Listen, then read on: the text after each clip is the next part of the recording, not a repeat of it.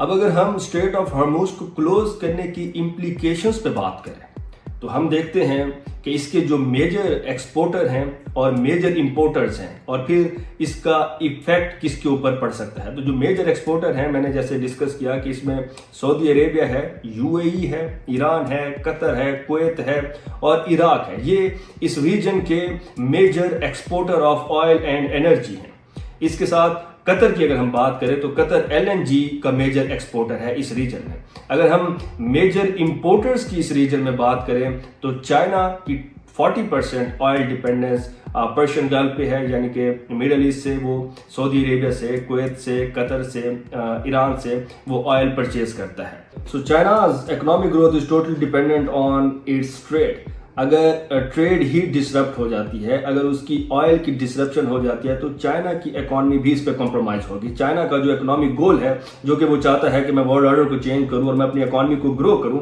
تو وہ بھی چائنا کو بھی اس سے ایک امپیکٹ یہ ہمیں نظر آتا ہے. اس کے علاوہ اگر ہم دیکھیں چائنا نے انویسٹمنٹ کی ہوئی ہے سی پیک میں, چائنا نے انویسٹمنٹ کی ہوئی ہے one belt one road initiative میں, تو چائنا کو یہاں سے ایک سیکورٹی کنسرن بھی ہمیں نظر آتا ہے, سیکورٹی تھریٹ بھی نظر آتا ہے جو کہ اس کی انویسٹمنٹ کے اوپر ایک واضح تھریٹ ہے. چائنا بھی اس وار میں ایک ولنریبل اسٹیٹ ہے. ہم نے ایک ڈسکس کیا پاکستان, دوسرا ہم نے ڈسکس کیا چائنا. چائنا کو سیکورٹی تھریٹس بھی ہیں, چائنا کو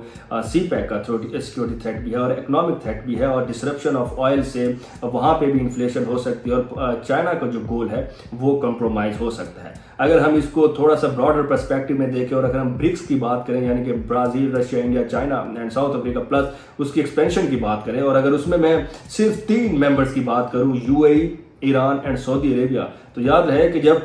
اسرائیل نے اٹیک کیا ایران کے اوپر تو ایران نے نہ جسٹ ریٹیلیٹ کیا اسرائیل کے اوپر بلکہ UAE کی ایئر بیسز پہ بھی اس نے اٹیک کیا, سعودی عربیہ ایئر بیسز میں بھی اس نے اٹیک کیا اور قطر میں بھی اس نے اٹیک کیا. یعنی یہ ایران, سعودی عربیہ اور UAE یہ وہ اسٹیٹس ہیں جو برکس کے ممبر ہیں. تو اس سے کہیں نہ کہیں برکس بھی کمپرومائز ہوگی کیونکہ ان کی انٹرنل جو آپس میں اب جو ڈسپیوٹس ہیں تو یہاں سے برکس بھی کمپرومائز ہو سکتی ہے. اور برکس USA کے لیے ایک بہت بڑا چیلنج اور بہت بڑا تھریٹ,